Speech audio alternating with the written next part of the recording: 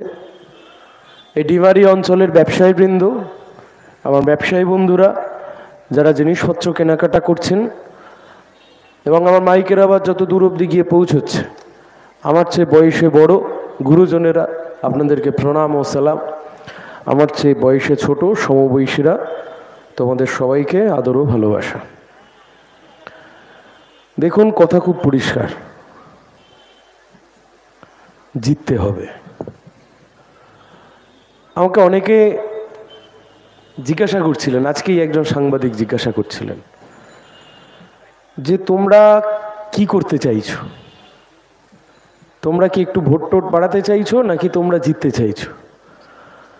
তা আমি তাকে হেসেই উত্তর দিলাম, আমি বললাম, ভাই শুনুন, এটা 2024 সাল, এটা 2018 নয়, 19 নয়, 21 নয় যে বামপন্থীদের ভোট কমছে এরকমটা ব্যাপার নয়। পঞ্চায়েতের ভোটে আমরা দেখিয়ে দিয়েছি যে লাল ঝান্ডার ভোট বাড়ছে।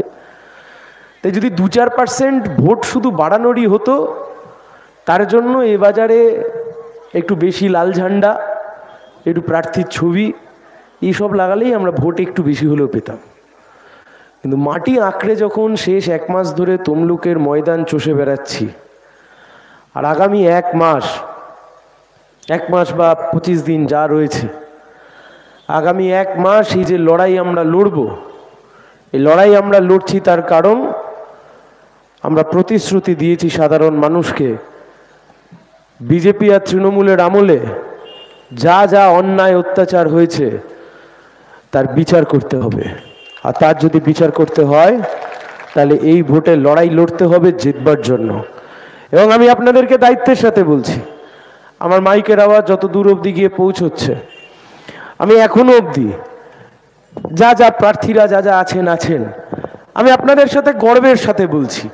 আমাকে একজন সাংবাদিক এসে বললেন আজ থেকে 2-3 দিন আগে যে দাদা, ভোটের ফলাফল তো যা হবে পরে হবে, সে তো পরে দেখা যাবে, কিন্তু তমলুক লোকসভা কেন্দ্রের মানুষ বলছে যা প্রার্থী রয়েছে তার মধ্যে বামপন্থীদের প্রার্থী একমাত্র প্রার্থী যাদের হাতের সাথে তমলুকের বহু লাখ লাখ মানুষের হাতের এখনো অবধি স্পর্শ হয়েছে, এখনো অবধি আমরা তাদের কাছে পৌঁছতে পেরেছি। অন্য কোনো রাজনৈতিক দল এই কাজ এখনো অবধি করে উঠতে পারেনি। দেখুন, কথা খুব পরিষ্কার, লড়াই জিততে হবে, লড়াই তৃণমূলের বিরুদ্ধেও জিততে হবে, লড়াই বিজেপির বিরুদ্ধেও জিততে হবে। হ্যাঁ, এটা ঠিক, এ নিয়ে কোনো দ্বিমত থাকতে পারে না যে পশ্চিমবাংলায় তৃণমূল কংগ্রেস নামক একটা দল তারা দুর্নীতিতে ডুব মেরেছে।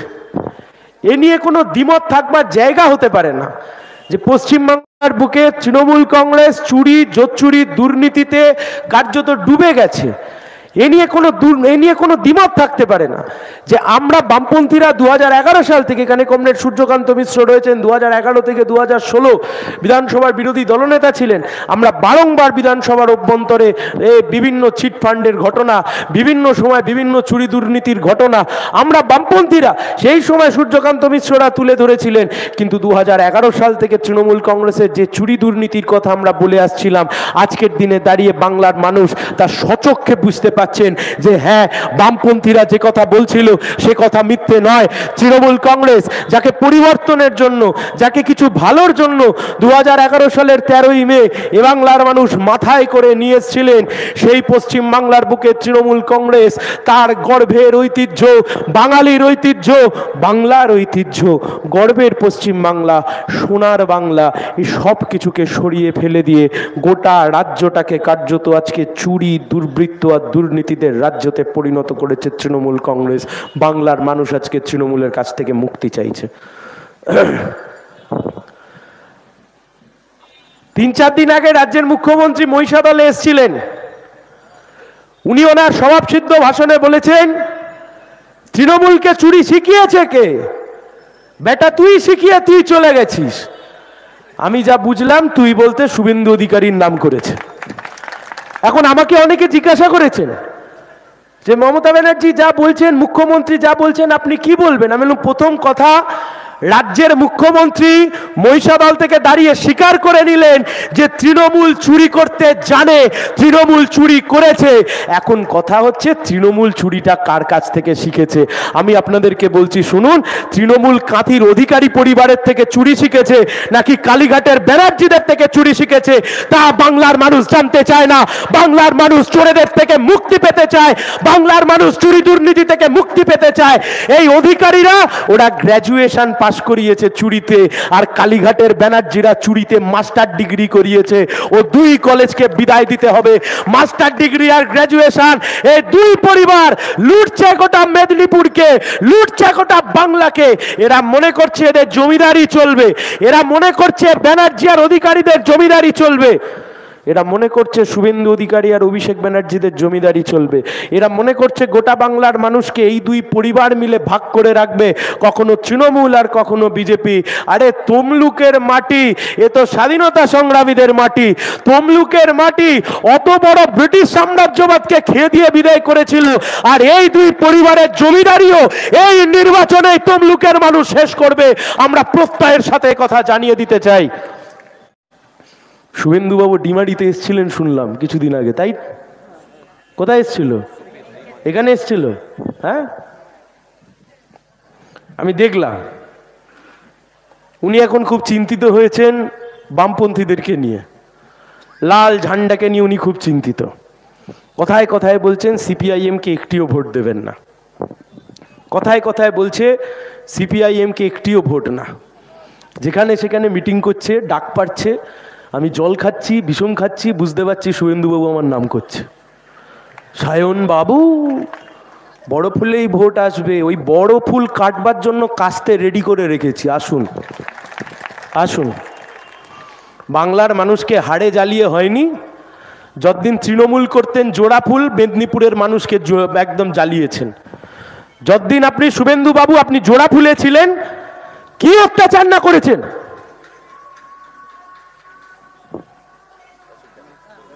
বলবো, যতদিন আপনি শুভেন্দু বাবু আপনি তৃণমূলে ছিলেন, আপনি কি অত্যাচার না করেছেন।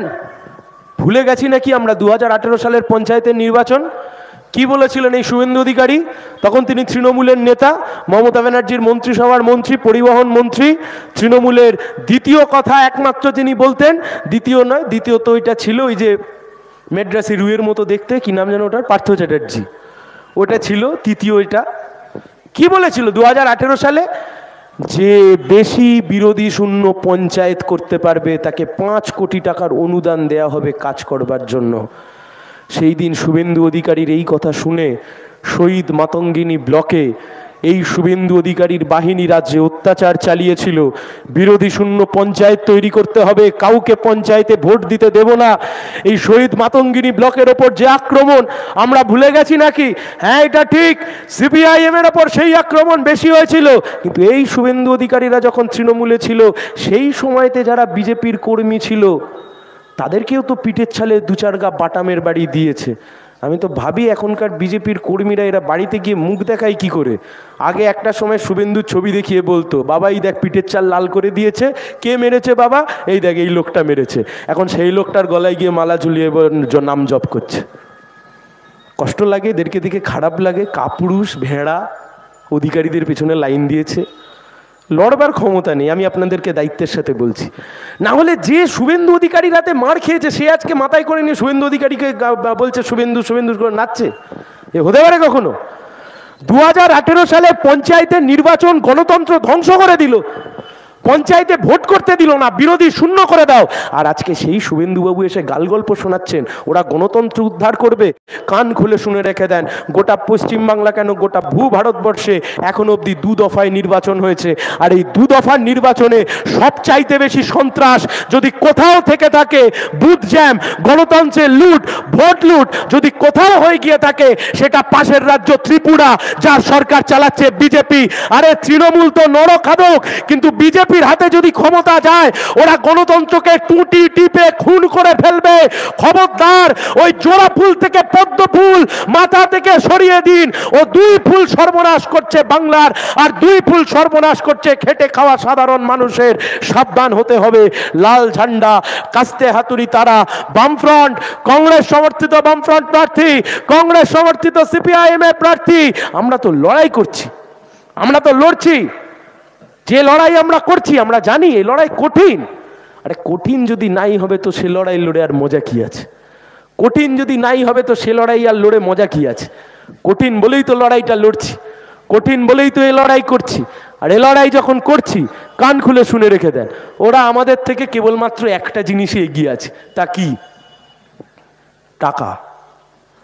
তৃণমূল আর বিজেপি, অভিষেক ব্যানার্জি, শুভেন্দু অধিকারী, এই দুইয়ের দল একটা জিনিসে কেবলমাত্র আমাদের কাছ থেকে এগিয়ে আছে। তা কি? টাকা। কোটি কোটি কোটি কোটি কোটি কোটি টাকা। ওই যে দেখেন বিজেপি যেখানেই মিটিং করে, তৃণমূল যেখানেই মিটিং করে, সেই অ্যাসবেস্টাসের মতো মাথায় একটা কি দিয়ে দেয়, দেখেন না? কি অ্যাসবেস্টাসের মতো মাথায় দিয়ে দিয়েছে। আমাদের মাথায় কিচ্ছু নেই, খোলা ছাদ আছে, খোলা আকাশ আছে, তার নিচে লাল ঝান্ডা আছে, আর এতেই আপনারা আছেন, আমরা আছি, আর এতেই লড়াই হবে। অত পয়সা করি নেই দাদা, অত পয়সা নেই। ইলেকটোরাল বন্ডের টাকা নেই, চিটফান্ডের টাকা নেই, হলদিয়া থেকে তোলাবাজির পয়সা নেই, শিক্ষক দুর্নীতি, সেই শিক্ষক দুর্নীতি চাকরি বিক্রির টাকা নেই। যা আছে তা মানুষ হৃদয় নিংড়ানো ভালোবাসা দিয়ে যেটুকু যা চাঁদা পয়সা দিয়েছে সেই চাঁদাতেই ভোটে লড়ছি। কিন্তু যে কথা বলছিলাম, ওরা আমাদের থেকে টাকায় এগিয়ে আছে, ওরা আমাদের থেকে টাকায় এগিয়ে আছে, আর আমরাও ওদের থেকে গায়ে গতরে খাটনিতে এগিয়ে আছি। ওরা টাকায় যত বেশি এগিয়ে থাকবে, আমরা খাটনি দিয়ে, সে গায়ে গতরে খাটনি দিয়ে আমরা ওদের টাকাকে ফেলে আসব। আমরা ওদের টাকার যে দৌরাত্ম্য, টাকার সাথে যে লড়াই, আমরা ওদের টাকার সাথে লড়াইতে না পারতে পারি, কিন্তু আমাদের যে জজবা, যে জুলুম, যে আত্মবিশ্বাস, এই আত্মবিশ্বাসের সাথে তৃণমূল আর বিজেপি মাথা নিচু করে বসে থাকবে, পারবে না আমাদের সামনে ওরা লড়াই করতে। কারণ কি? ওরা জানে ওরা মানুষকে কিছু দিতে পারছে না। পেট্রোলের দাম 105 টাকা, ডিজেলের দাম 91 টাকা, রান্নার গ্যাসের দাম 1050 টাকা, কৃষকের সারের দাম বাড়িয়ে দিল, বেকার যুবককে কাজ দিল না, রান্নার গ্যাসের দাম বাড়ালো, দুধের দাম বাড়ালো, ওষুধের দাম বাড়ালো, বেকার যুবক হাহা করে ঘুরে বেড়াচ্ছে। গোটা রাজ্য জুড়ে ছিনতাই চলছে, তোলাবাজি চলছে, দুর্নীতি চলছে, চোরেদের রাজত্ব চলছে, আর গোটা দেশ জুড়ে চিটফান্ডের টাকা যেমন এখানে উঠেছে, গোটা দেশ জুড়ে নির্বাচনী বন্ডের টাকা 6500 কোটি টাকা গেছে বিজেপির পকেটে, আর 1500 কোটি টাকার বেশি গেছে তৃণমূলের পকেটে। তাই আমরা বলছি মানুষ ওদের বিপক্ষে আছে, মানুষ তৈরি আছে ভোট দেওয়ার জন্য। আমাদেরকেও খালি ঝুলিটা পাততে হবে, তাদের কাছে যেতে হবে, মাথা নিচু করে বলতে হবে, মাথা উঁচু করা যাবে না।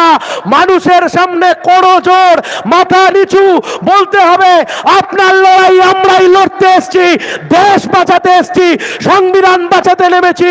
আপনারা আমাদেরকে ভরসা করুন, ঠকাবো না, ঠকবেন না, লড়াই লড়বো, জিতবো, আপনাদের পাশে থাকবো। তৃণমূলের কর্মীরা আপনারা যারা আছেন, কি দরকার আর ফ্ল্যাগ ফেস্টুন লাগিয়ে? মমতা ব্যানার্জি তো আগের দিন বলেই দিয়েছেন মহিষা দল থেকে, আমাদের প্রার্থী অভিজিৎ, দেবাংশু এখানে আছে, হ্যাঁ, ভাইপোটাকে তো বাঁচাতে হবে। নির্লজ্জ দালাল, নির্লজ্জ দালাল, নিজের দল আর ভাইপো সব কটাকে বাঁচাতে গিয়ে বিজেপি আর আরএসএস এর দালালি করছে।